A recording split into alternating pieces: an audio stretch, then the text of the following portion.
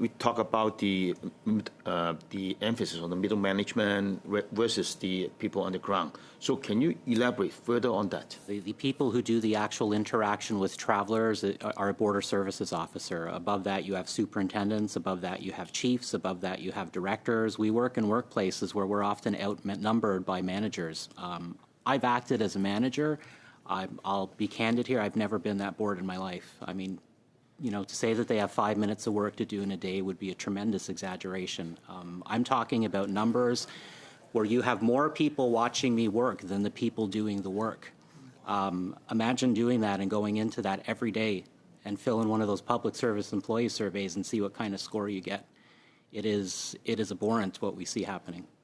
What you need is people who do the work. What you have is an organization that is lack of a better way of putting it, just drowning in managers who don't do the work. They don't interact with travelers. They're not doing the searches. They're not looking in containers. They're not looking for people who are in Canada who shouldn't be to deport them.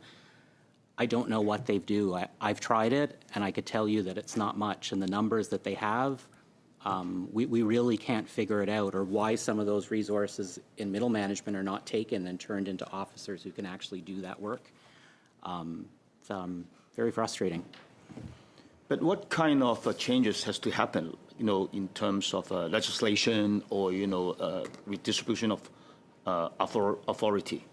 Legislation, again, simply allowing us to fulfill our mandate to work between ports of entry. Right now, that's one of the big ones that would be easy to achieve. Right now, if I'm working at a port of entry and I see someone right beside the port cross over the border illegally, I have to phone someone. It's my legal mandate as a CBSA officer to interdict that, but I'm not allowed to do that. I have to phone the RCMP, who might tell me I'll be there in 4 to 6 hours. Sometimes they say that we can't come at all. That's shameful, and that can easily be rectified today if the CBSA is just told, yeah, you're going to be allowed to do that now. We have 117 ports of entry across the border between Canada and the United States, many of them in the exact kind of rural areas where people do those illegal crossings. People aren't illegally crossing in Toronto. It's mostly in those remote places where they're doing it. We are resources that are already there begging to be allowed to assist the RCMP to do this work and being told, no, you cannot do it.